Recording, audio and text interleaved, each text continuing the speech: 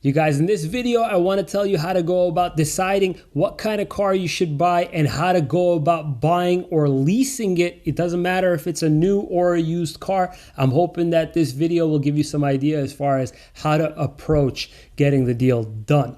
At any time during this video, by clicking here or the links in the description below, you'll be able to get pricing from dealerships in your local area on new and used vehicles. Also in the description below are many other useful links that'll help you in the process of buying or leasing a brand new car. If you're new here, please consider subscribing because this whole channel is going to teach you everything you're going to need to know so that you can negotiate your best possible deal. You guys, let's get down to business. I wanted to start off this video by clearing up two major questions, the topic of trade-ins and the topic of buying and leasing. I want to clear this up before we get any further into the video, if in case you X out once you find out what you needed to, yet you missed some key information right now. As far as trade-ins, you guys, the most advantageous position to be in is trading in your car to the dealership that you're buying your new car from. What does that mean exactly? The reason why it's advantageous to do so is that you'll likely receive more money for your car and get some sort of better overall deal at the dealership you're buying a new car from, because they want to try and use your car for additional profit after you drive off with that new car. Now, you got to be careful with this one so that you don't actually just shop for the trade-in value at that dealership alone. You want to shop around for your trade-in value before discussing pricing or before agreeing to the final deal. And there are many other resources online that'll help you make it easier to do so. You can shop around the value at places like KBB, Carvana, CarMax, Vroom. There's a bunch of places that you'll be able to get a value for your car, a real cash value for your car. And you want to also check to see online on Craigslist or Facebook Marketplace to see what your car is currently being sold for or has sold for on these sort of websites. If it makes any sense to you to try and sell it privately for more money, definitely do it. What you want to try and do is not necessarily sell the car at these places. If it comes down to it, definitely do so if you're going to be throwing away a few $1,000s by taking the dealership's offer. But mainly what you want to try and do is have some sort of just idea of what your car is currently being bought and sold for, so you can ask for this as a minimum value from the dealership you're trying to buy the new or used car from, and try to get it so that they just do the deal all together, matching that value, because you'll also likely have a tax credit that you can take advantage of and deduct from the new car's price. Now, as far as buying and leasing the car, I don't think that leasing cars right now is a good idea, and here's why. You guys, lease payments right now are nowhere close to what we were seeing a few years ago, and the reason why that is not because the dealership is necessarily doing something to make it so that it's way different. No, what's happening right now is that manufacturers before, because they had a surplus of cars, because they were hoping to sell as many cars as possible and get as many cars off the lots as possible, before they used to incentivize leases by doing mainly two things that were outside of the dealership's control. One of which was offering the lease with a very, very low interest or money factor. The other one was tossing in a bunch of lease cash, basically big rebates, to encourage people to want to lease, because that's obviously going to produce the lowest payment. Now, because there's no actual need for them to unload a bunch of cars they don't have, they don't need to actually incentivize these leases. What that results in is very, very high lease payments, because you're paying for depreciation plus a good chunk of it is interest. So before, how leases worked was if it was a good lease, you're pretty much just paying for the depreciation, and probably even less than that if there was some lease cash involved in the deal. Now you're paying for all of the depreciation, and then a decent chunk is going to be interest on top. So you end up paying actually a couple thousand more for those 3 years than you would if you had just bought the car in cash or financed it at a very low interest rate and just sold it 3 years later. My recommendation would be to actually do that if you're looking to just keep the car for a few years. Just finance it for 3 years and keep it in good condition and just trade it in 3 years from now. All right, so another two big key points, you guys. European brands are being marked up way, way more than domestic brands or Asian imports. Just wanted to lay that out on the table. If you're looking for a decent deal, definitely stay away from the European brands. So first key thing that you want to do is you want to decide if it's a new car or a used car. Right now, the situation is as such is that if you're dealing with a new car, chances are you're leaving a deposit on a vehicle that's on its way to the dealership, either that or ordering a car, or you're likely paying over the MSRP or the window sticker price for the car if it's in stock.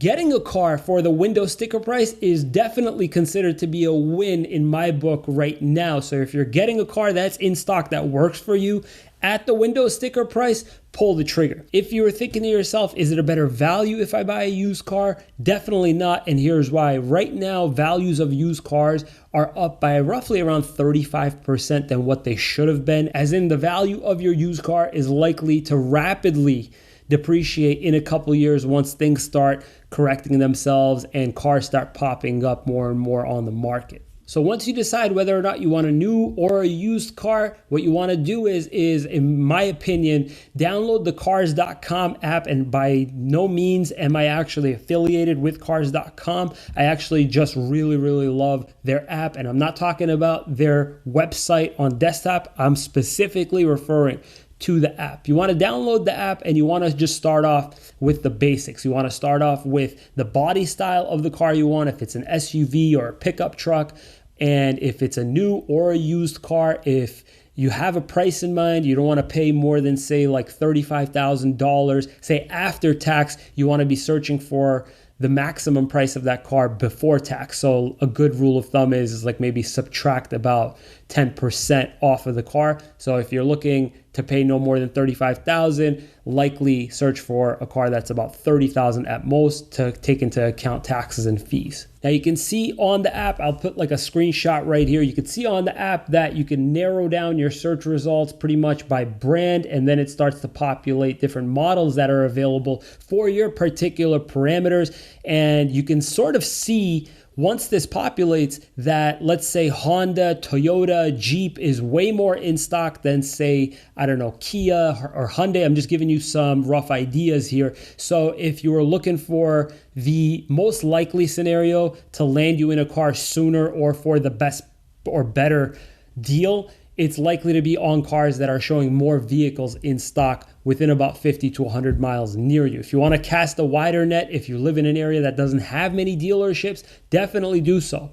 Now, what you want to do is you want to take all these cars into account, even cars that you may not be actually considering, and research those cars and narrow down exactly 2 to 3 vehicles that will work for you. So maybe starting off with like 6, logging on to YouTube, checking out a bunch of video reviews, etc., researching exactly what you want and narrowing it down from there. Next, go to the dealership, but only to test drive and meet the salesperson. You're doing 2 things at once here. What you're doing is you're realizing whether or not you actually like the car or not. And then what you're doing is by meeting the salesperson, by even meeting the sales manager, you're quote unquote wasting their time a little bit. But what that's doing is making them remember that, hey, I actually saw this customer, I like this person.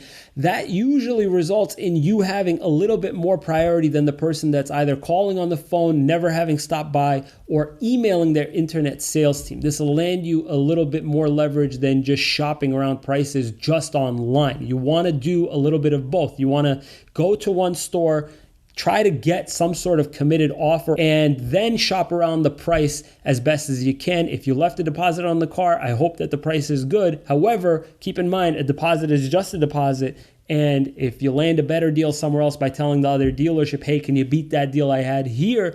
At the very least, you can do it because you have some leverage. What you want to do is once you've actually picked out that particular car, the search starts all over again. What do I mean by that? You want to find out exactly how many dealerships near you or within a particular mile radius that you're willing to travel within have that car. This is super, super important because you can actually communicate with all these dealers electronically, and you can do so by sending them sort of a template email, in essence telling them, hey guys, I saw this and this car at this dealership, they've got one there or they've got one on the way, and I was hoping to get this car at MSRP, or I was hoping to get this car but with a warranty included in the price.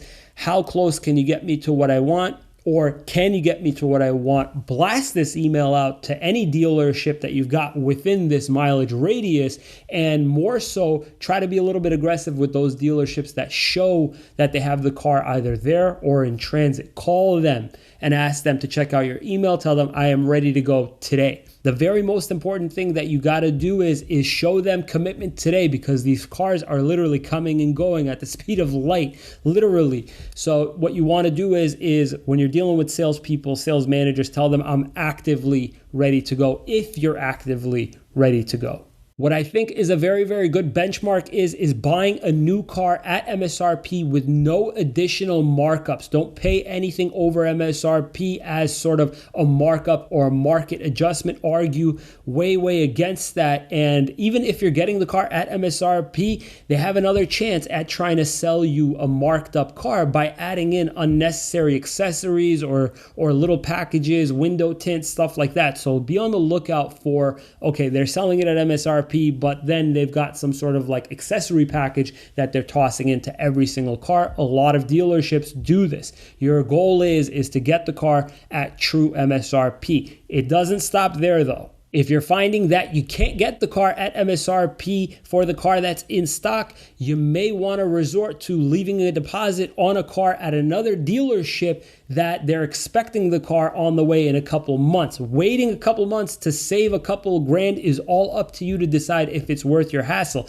The reason why I want to caution you if the dealership is telling you a couple months is that they could tell you 1 to 2 months, and that 1 to 2 months could change by like 6 months overnight. Things have been changing dynamically every single day. New problems are popping up, a war, some sort of just issue with what's happening around the world could cause a delay depending on where that car is being made. You got a lot more luck in the United States because we're not being affected by as many shutdowns as maybe Asia or Europe is, and we're not dealing with any active wars, thank God, in our territory that are causing production delays. Calculate these costs. If the car that's in stock is going to cost, say, $1,500 more, and they have it immediately, as opposed to a car that you have to leave a deposit on, but is not expected for another couple of months, you may want to consider just paying a grand or two more on the car that's available immediately, because there's a good chance that something will delay your car on the other side. Now, if it's a used vehicle that's in stock that you're looking at, keep in mind time is very important. You want to be doing the research on the car very quickly, and you want to take into account that these used cars, they fly off the shelves depending on how desirable they are. Do the research and the comparison in real time if you can. While you're at the dealership, keep a hand on the car, and in the other hand, use cars.com or cargurus.com to see how many of these cars are actually available near you and for what price. You want to keep a close eye on used cars that are desirable, and the less and less desirable it gets, the more and more you can take your time a little bit. Cars that are showing an age of about 1 month on the market, which is, it's a little bit unusual, but you can actually find cars that have been sitting for a little while. You can expect that cars sitting this long will see some sort of market adjustment. They'll likely change the price. They'll bring it down a tiny bit. This is actually a very common case with some of the European cars that are popping up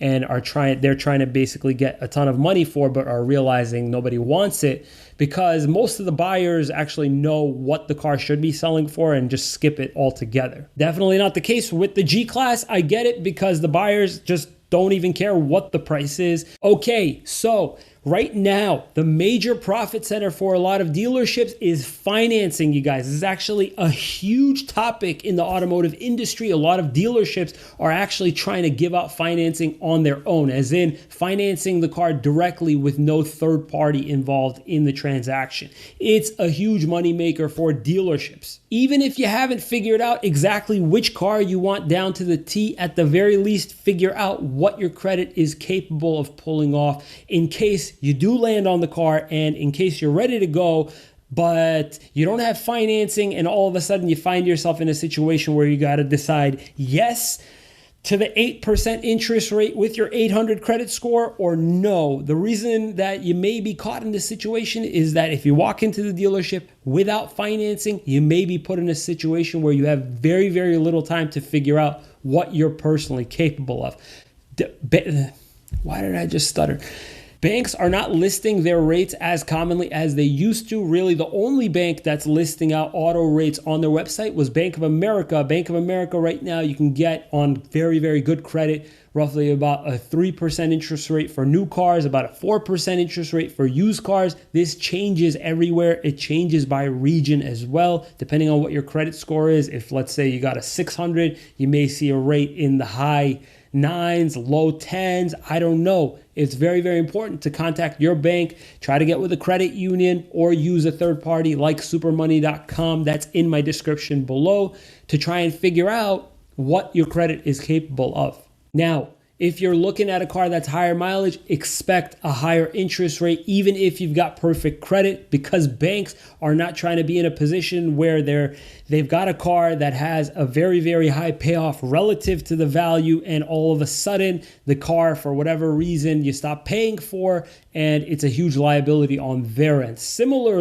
Similarly, we're going to cover gap insurance in a little bit. Similarly, if you've got bad credit and the car that you're getting is selling for what it should be, yet the interest rate is super, super high, even if you've got a $500 payment and you can actually afford it, you don't want to just push your limit to that $500. You want to try and get a payment that's around, let's say, like $400 and pay an additional $100 on top. The reason why bad credit customers need to do this is because this is going to severely impact exactly how much interest they end up paying over the course of that loan. Depending on what the interest rate is, this could actually save you a couple $1,000s just by adding a little bit more money to your payment. So shoot for a lower payment if you've got bad credit. That way you can add a little bit on top and bring down the interest charges until you can refinance to a lower rate. Okay, any used car you get or any new car that you're paying way over MSRP for, you need to get gap insurance. Gap insurance